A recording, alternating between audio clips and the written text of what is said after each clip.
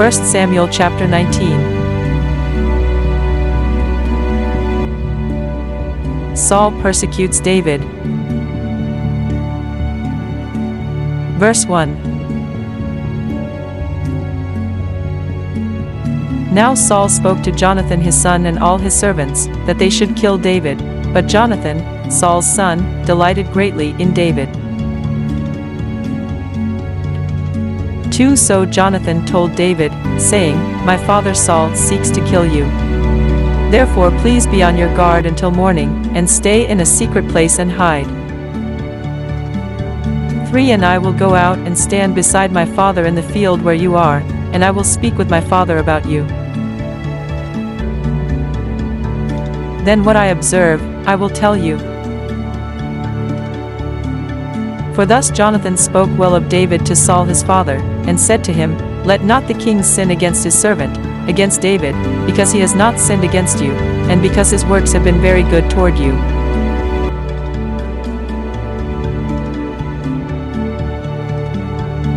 5. For he took his life in his hands and killed the Philistine, and the Lord brought about a great deliverance for all Israel. You saw it and rejoiced. Why then will you sin against innocent blood, to kill David without a cause? 6. So Saul heeded the voice of Jonathan, and Saul swore, As the Lord lives, he shall not be killed. 7. Then Jonathan called David, and Jonathan told him all these things.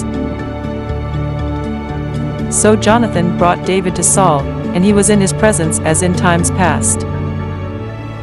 8. And there was war again, and David went out and fought with the Philistines, and struck them with a mighty blow, and they fled from him.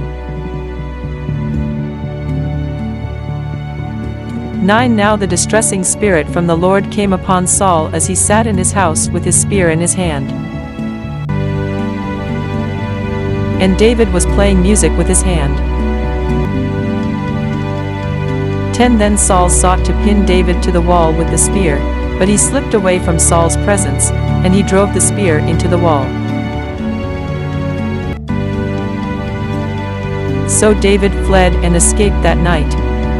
11. Saul also sent messengers to David's house to watch him and to kill him in the morning. And Michal, David's wife, told him, saying, If you do not save your life tonight, tomorrow you will be killed. 12. So Michal let David down through a window. And he went and fled and escaped. 13. And Michal took an image and laid it in the bed, put a cover of goat's hair for his head, and covered it with clothes. 14. So when Saul sent messengers to take David, she said, He is sick. 15. Then Saul sent the messengers back to see David, saying, Bring him up to me in the bed, that I may kill him. 16. And when the messengers had come in, there was the image in the bed, with a cover of goat's hair for his head.